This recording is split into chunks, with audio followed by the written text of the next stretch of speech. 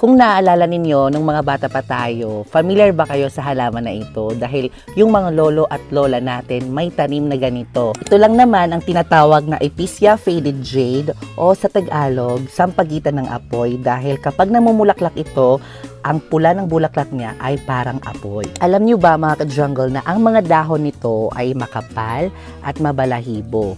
At itong variety ng Epicea faded jade ay para siyang dark green na may light green sa kanyang dahon, sa gitna ng kanyang dahon. Kaya naman napakaganda ng ating faded Epicea. Pero itong halaman ko na to, namulaklak na to dati, pero ngayon, syempre, itong halaman ay medyo na dormant. So ngayon, nag-a-adjust na naman siya. Alam niyo ba na ang mga Epicea plant ay native sa bansang Amerika, including Brazil and Western Indies. Pero dito sa Pilipinas, cultivated ang ating mga Epicea plant o marami ang nagtatanim nito. Siyempre, di ba, nung unang panahon, marami talaga ang mga ganitong halaman, lalo na kasi traditional halaman na ito, lolo, lola natin, nakikita natin, merong ganitong halaman. Saan nga ba maganda ipwesto ang ating mga Epicea plant? Unang-una, magandang ipwesto ang Epicea plant kapag meron kayong hanging basket, pwede mong ibitay o isabit sa inyong gustong lugar kung saan mo gusto. At pwede din itong ipwesto sa wall o sa pader na parang naka-plant box siya para mas maganda. Dahil itong mga Epicea plant natin ay mga trailing plant.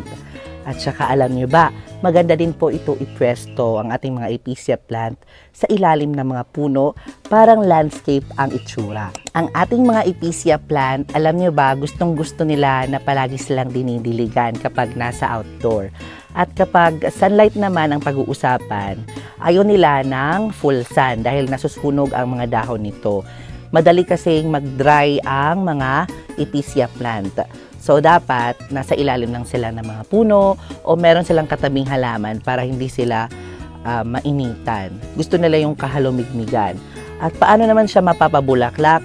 Actually, may blooming season lang ang ating mga Epicea sa summer season. Siyempre, yung mga flowering plant na magagaya ng ganito, sa summer talaga nagbo-bloom o namumulaklak. Sa pagpaparami naman ng mga ganitong halaman, ang pinakamagandang gawin ay yung air layering or yung paglalagay ng isang halaman sa lupa tapos ikakat nyo lang. And then, ang maganda din dito sa pagpaparami ay yung kanyang mga anak-anak kapag mag-anak-anak yan. Yung Epicea kasi guys, trailing siya tapos meron siyang pinoproduce ng mga roots o mga tawag nito, basta yun na yun.